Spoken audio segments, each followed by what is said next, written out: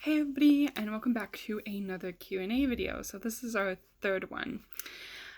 Before I get into answering some questions, a comment was left on one of my videos giving me permission to give my opinion on this. So I want everybody to be respectful of this mini topic. So a subscriber of mine left a comment and said that a friend of hers was attacked violently a few months ago. I'm just looking at the comment now.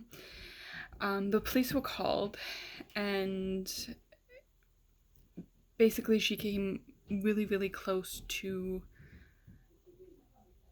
dying.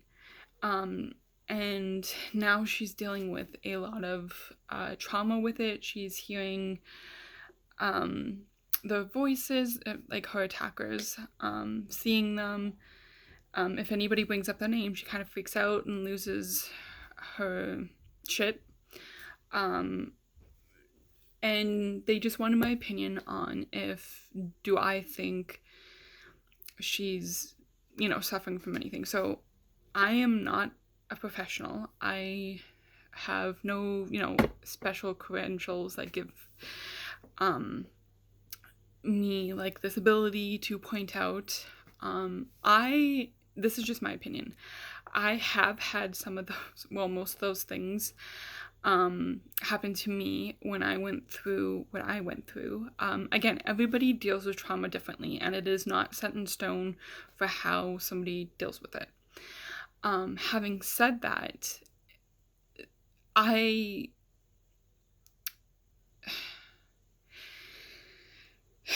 want to give this the best, respectful. I honestly think she should reach out and talk to somebody that maybe has been through something like that, like a support group or somebody that she trusts that will listen. But again, these are some serious side effects of trauma, and it is a good thing that, she should talk to a professional about that. Now, if she's not, ready, because of course, that takes time. I've been there. Again, lean on somebody that they trust, that, they can just really talk about how they're feeling and, have that open communication. If, also, if they are ready, do see a professional, talk about it, because if you let it sit for too long, there's a chance that won't go away on its own, and you don't want it to lead to other things. So in my opinion, either reach out for some professional help, or for sure lean on somebody that you trust. So remember, if you all want to comment on that, or leave your 2 cents in that, be respectful in the comments below. This is a safe channel and a safe community that I'm starting here, so please be respectful. Having said all of that, I'm going to answer some Q&A questions that were left on a few of my videos.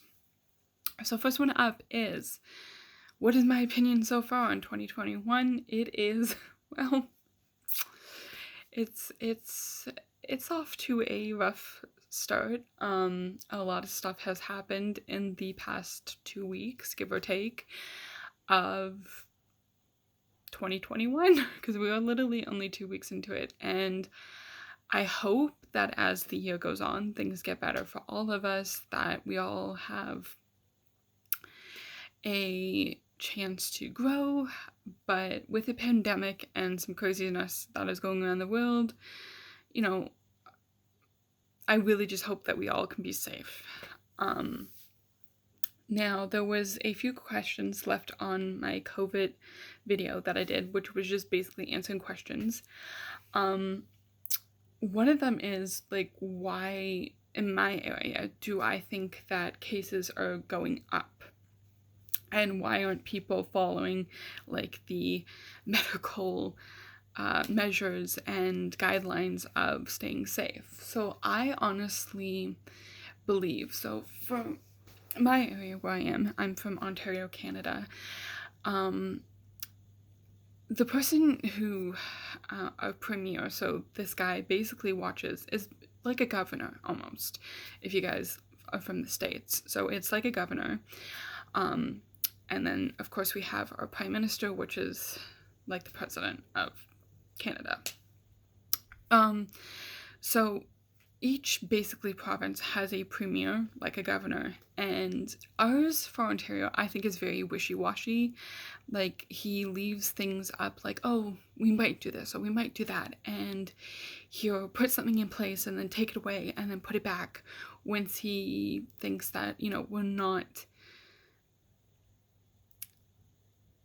putting forth, I guess, good behavior type of thing. And there hasn't really been a solid, I think, guidelines since the beginning of the pandemic. We were in a state of emergency, so basically everything was locked down.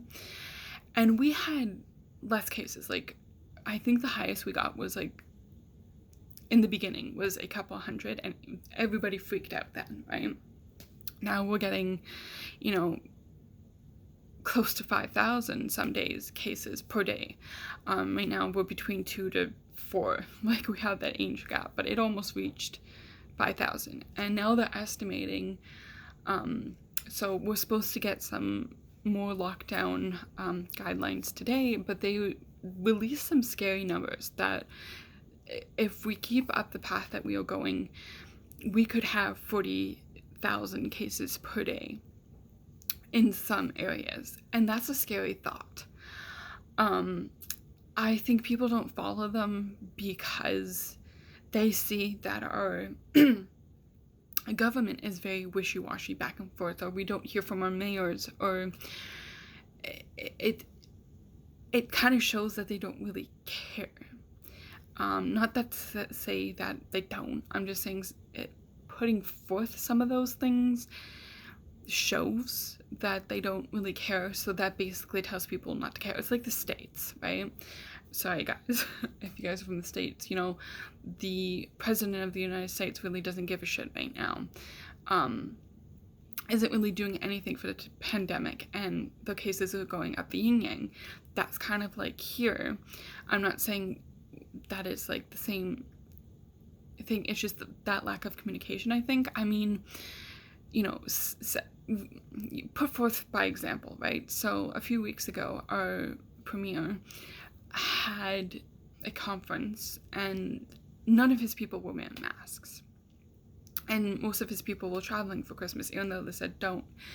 And so I think it shows that, people, they're hearing from the government that, or they're seeing that they don't really give a shit. So they're coming back and saying like, well, why should we give a shit type of thing, right? So I think if it's a very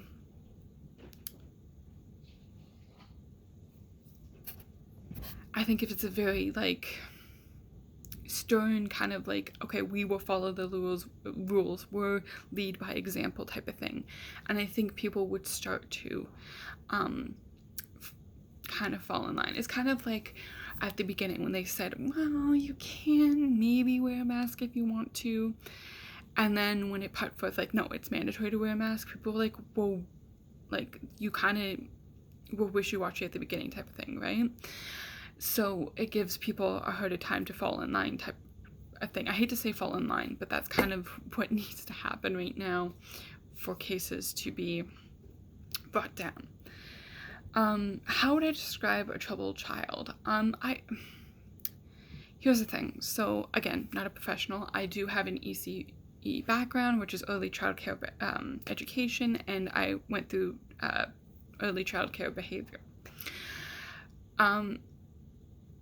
I think when, like, I see that a child is struggling or having a hard time, it's, they can be violent, they're pushing, shoving, punching other kids, they're having meltdowns, and they're just having a hard time with their emotions, and most kids do, but sometimes it it's escalated to a point where it's like, okay, something is wrong. Not that they're a terrible child, it's just that you know that they're dealing with something that needs a, you know, better look into, instead of just letting it go, and it could escalate far worse to, you know, bullying, and then on to other things like breaking the law if they get older and stuff. So I think and it can be over something, you know, like they're having trouble in the household, or they're just having trouble regulating their emotions. I don't want to say that, you know, that's the magical, like, oh, that's why they're troubled. It could be far more than that. It's just that I think when people say, oh, you know, this kid is troubled, he's messed up, take a look into like the life, and just saying, oh, they're troubled, and then just like walk away.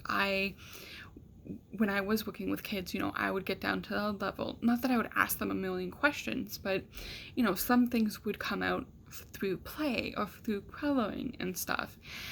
And, you know, constantly quizzing kids and asking them a million questions isn't going to get anywhere. It's going to make them more frustrated. But you can learn through other signs that maybe something's going on. Was there a teacher at every prom, like at every table at your prom? Yes, there was either 1, 2, 3, there was multiple. So a month or two ago, I did a video about my prom. Not a good experience. If you want to look back at that, it's in there. It's about a month or two ago. But yeah, there was like basically just to make sure that, you know, no mischief went on at the table. But yeah, that's usually, yeah, there was a teacher at every table, and there was also teachers walking around the room. So there was a teacher at a table, and then also walking around the room. Why didn't your parents ever go to the school and complain about how the school was handling the situation? Okay, so I've touched on this a little bit. I'll go in a little bit more detail. So 4 years of all this bullshit that basically went on with bullying and abuse and all that stuff, and I was labeled a troubled person, that, you know, my behavior was uncalled for. So they would be brought in, my parents, and, you know, they would be told that I was misbehaving and all this stuff. And my parents, you know, at first, you know, took it very seriously, like something's wrong.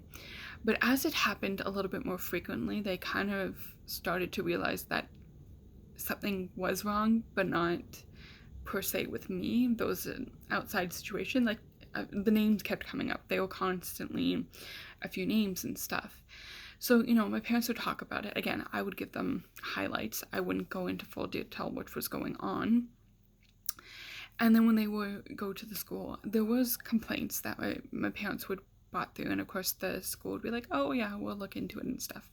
But they didn't. Either I would be in trouble for complaining to my parents, as the school would put it.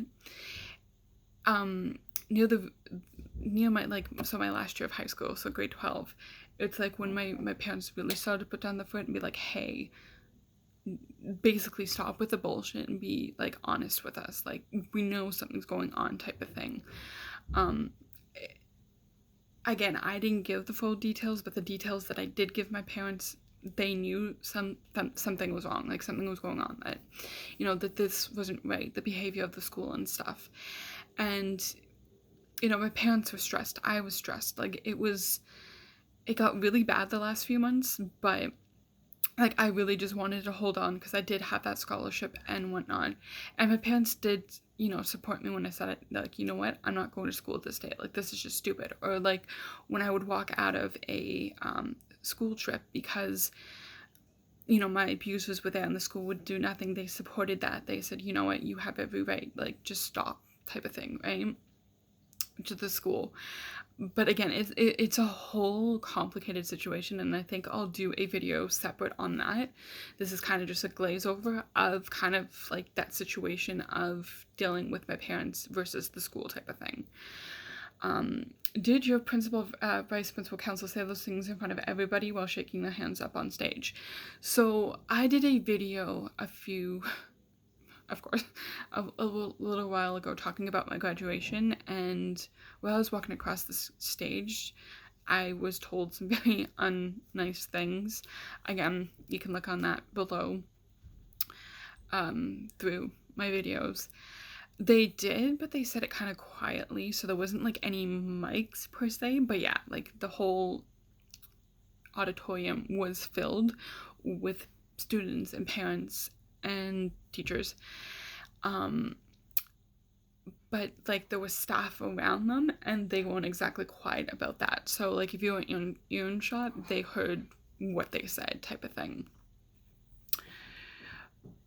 Who was older? My ex or his brother? I think my ex was. I don't know, by a few minutes. I'm not entirely sure, but don't quote me on that. Did you see his father at graduation? I don't think so. I know he was there for a brief moment, but I know that he was there. I just didn't see him. He was there for a brief moment. What were your journal topics like about in high school? So I did a video also on this. So in my English class, basically every day or every week, something like that, I can't exactly remember, we would do a journal topic. So basically we were given free reins as long as, you know, we stated the topic and then we kind of like talked about the topic. So my topics were very dark. I talked about my anger, my giving up type of thing, and that's when I was brought to my counselor. I talked about just my emotions, mostly about everything, like how tired I was, you know, I was excited about my scholarship, or like when my teacher was away and, you know, my abusers would just walk into class because of the supply teachers, and the supply teachers did nothing. Like it was very like up and down. I would talk about my family. I would talk about, you know, how I was struggling and stuff.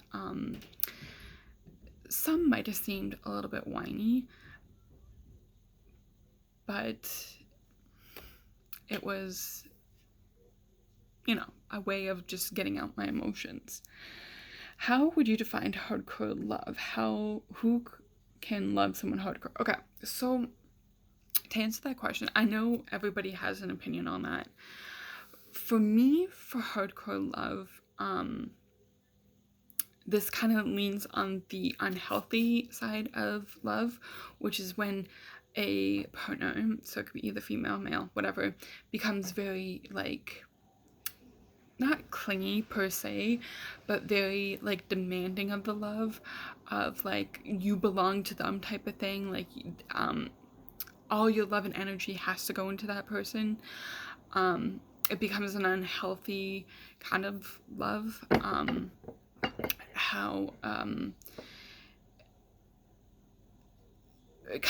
It's almost like an obsession. That's kind of like how I define like hardcore love. And to answer the other thing, who can love somebody hardcore? I mean, some people are into that, guys. I'm not here to judge. Some people are really into that. Some people, you know, need that whole constant like guidance and love and support and like just like belonging to that one person type of thing. I know I hate using those words, but it's kind of like an easier way to describe it. Some people are into that. Some people need that, and that's okay. I'm not here to judge. Just, you know, have to be careful that doesn't turn into a type of like really, really bad abuse. You know, there's also some people would say, oh, that's like for somebody that's like, you know, weak and doesn't think a lot about themselves and that's what they get themselves into type of thing. I don't necessarily believe that. Yes, that happens in some situations, but I think there's like a lot more to that. And if you guys want, I can do a video on that. I can do some research on it and we can do a video about that. So let me know below in the comments. Okay, so this question, I've talked about it in a few different ways, how me and my abusers were raised differently. and how I wouldn't really go into that.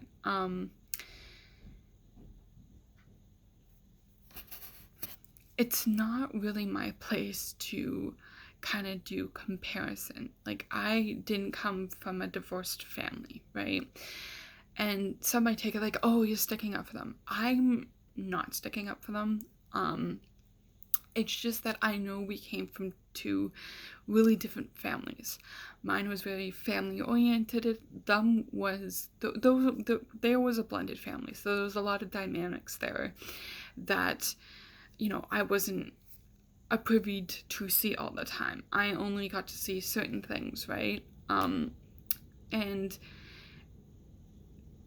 you know, they were mostly raised by their mother, and then they would see their father because their father was a truck driver. Like, it was very, it seemed like almost two different worlds, right? And again, like, I'm not here to like compare or like it's not my place to, point out the different flaws because of the differences, because I don't think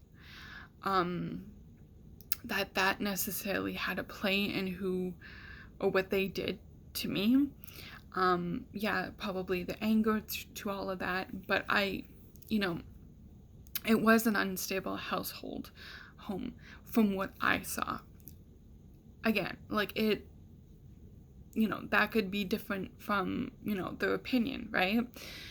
But again, like, I came from a very family tight-knit, you know, I also came from a not like, you know, strict household, but I came from a strict household where there was rules, and you know, I got privileges taken away if I like disobeyed the orders or the rules. And you know, I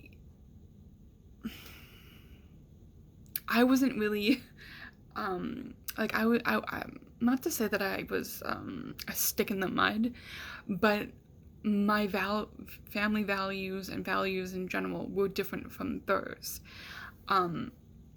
Again, different households, right? But this is why I don't really want to go into it, because again, like, I only saw certain things, so I can only have somewhat opinions on certain things. And again, I didn't see everything from the family situation, so I can't sit here and kind of like speculate, right? Because I don't know all the details. I only know what I saw and what I was told. But yeah, again, this isn't me sticking up for them and, you know, making excuses. This is just me being respectful, because that's how I was raised. That's who I am. Of kind of not sitting here, you know, putting words into people's mouths. So there we have it, guys. This is the end of number 3 Q&A. A lot shorter, but that's okay. I hope I answered all the questions. If not, feel free to let me know, and I will answer them in the comments below. But remember, guys, please be respectful in the comments below of, you know, topics, or, you know, if you guys want to comment against something, you know, I said or whatever, just, you know, remember to be respectful. I think I got 3 videos out this week. Yeah, I'm pretty sure, kind of close to it. I know it's only Tuesday. Yes, Tuesday. I do work later in the week, hopefully, maybe, depending on, you know, the new rules and stuff, but I will keep you guys posted, and I will probably doing, you know, other videos. I just want to thank you guys for all the love and support that you guys give me, and together we're growing this channel. You know, we are talking about hard topics that a lot of people, you know, might not be comfortable discussing. There we go. But yeah, I'm really proud of what we're accomplishing on this channel, guys. And remember, feel free to drop comments below. I do have a whole list of topics that I'm going to be talking about, doing videos on. It's a slow pace, but I'm going to be doing more in depth about PTSD. We got depression, we got a little more into Stockholm because I did a video on that, but we'll dive a little bit more deeper into all of that. But yeah, there's like a whole list of videos going on, and then I already said that I would do a more in-depth video about my whole parents versus the school situation. Excuse me. So yeah, there's lots of interesting topics that, you know, I want to do videos on. But again, feel free to drop topics that you guys want to hear or discuss about. I'm dabbling in true crime. I'm not the best at it, guys. I'm not a professional. But if there's a true topic case you want me to cover or talk about, feel free to let me know, and I will look into it. I still have to do part 2 of my last true crime, but again, nothing's been said more about that. So, yeah. Anyways, guys, I'll leave you there. Thanks for tuning in to this. Remember, never give up, always keep fighting, you're enough, and you're very much loved. Until the next video, guys, stay safe. Love you guys.